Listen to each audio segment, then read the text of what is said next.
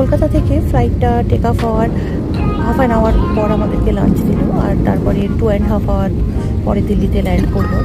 আর দিল্লিতে ল্যান্ড করার পরে যেসব প্যাসেঞ্জাররা দিল্লিতে নামবে তারা নেমে গেল, আর আমাদের টিকিটটা আবার চেকিং করা হলো। অ্যান্ড দেন ফ্লাইটটা ক্লিনিং করার জন্য সমস্ত স্টাফরা ফ্লাইটে উঠে সব ফ্লাইট ক্লিনিং হলো। আর এরপরে আরও এবার সব প্যাসেঞ্জাররা আসবে, তারপরে ফ্লাইটটা চণ্ডীগড়ে যাবে এবার। অ্যান্ড দেন বোর্ডিং কমপ্লিট হওয়ার পর ফ্লাইট ছেড়ে দিল। দিল্লি থেকে চণ্ডীগড় বাই ফ্লাইট 40 মিনিটস লাগে। তো in the mean time light snacks দিয়েছিল।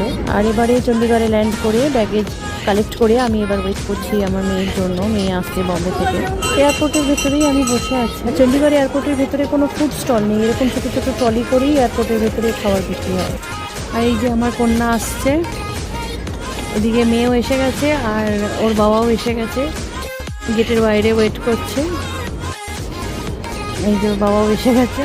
তো এখন বাড়ির পথে, আর ছেলে আমাদের জন্য বাড়িতে ওয়েট করছে। And that's it, bye bye.